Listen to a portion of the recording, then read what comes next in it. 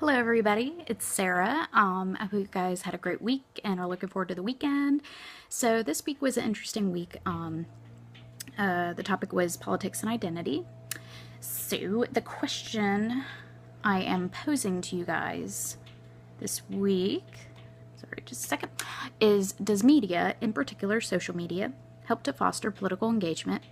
And who does it directly impact? So, my feedback before I talk about the articles and videos that I watched and read this week is I think social media does help to foster political engagement because it's right at your fingertips. There's many platforms you can use: Twitter, Instagram, YouTube, Facebook, just to post your opinions, your experiences, relate to one another. You can comment on other people's pages and everything like that. So I think a good discourse is always good to have because, I mean, we need to always talk about the issues. And if you don't talk about the issues, they're not going to be solved.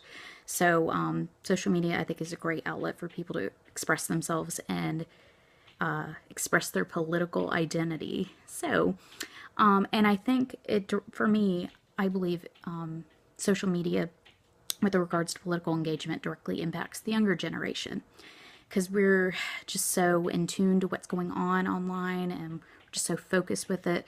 We always want to comment on everything, which isn't always bad, but some people don't need to overly comment. But I think it does directly impact the younger generation, and I think it fuels the fire with how they want things to get done. I think it will directly impact the polls this fall. Just putting that out there. So I did watch the TED Ed video with Bruno Tortor. Sorry, I'm gonna mess up his last name. Tortora. Sorry, Bruno Tortora. His TED Ed was got a smartphone, start broadcasting. So I really enjoyed his video. He was talking about some of the protests that were going on, I think in Brazil. Might have that wrong, but so he was showing how people will just pull out their smartphones and start videoing people on the streets and getting their side of the story and everything like that, and getting engaged and actually there. And I think nowadays a lot of people are doing that, becoming their own journalist and just posting videos on YouTube, getting millions of views and showing the nitty-gritty of what's really going on with some of the issues that the world is facing. And so just like with the attack on Nice yesterday, I'm sure there's probably videos up of people that were walking around showing people injured and just the horrific aftermath of it. It's not always, I guess, the best videos to watch, but I mean, it kind of opens your eyes to what the world is coming to, unfortunately, especially with regards to the shootings that were happening around the U.S. these past couple weeks. It's just really unfortunate, and then we have these videos and pictures that we see, and it really shakes us and makes us think and want to change certain things for the better. So the article I read this week was Constructing the Visual Online Political Self, an analysis of Instagram use by the Scottish electorate.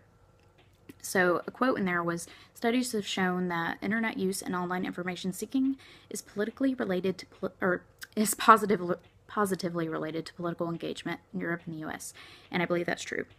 And I kind of find that interesting that they use Instagram in their study, because not a lot of people think of Instagram as being politically tied, but if you look through a lot of Instagram pages, you'll see a lot of political pictures that aren't obviously, I guess, political, if that makes sense, but you'll see people posting quotes or posting pictures of themselves and like their stance on politics, or like I voted for somebody in their community, or even, so I mean, this fall we're going to be seeing a lot of political pictures on Instagram, and I think it's good to post certain pictures, especially with regards to politics, because you're reaching a broader audience.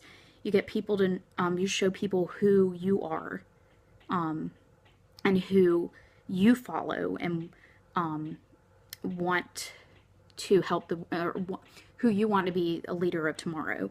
It's giving you a voice when sometimes in your local community you don't have one. You can have your show your political identity and show your voice on social media. So that was my question and my feedback. So the critical thinking question I'm going to leave you guys with is, what are your views on independent journalism with regards to the recent events going on in America and in France? And how are these videos and pictures changing the political mindset of our society? Thank you.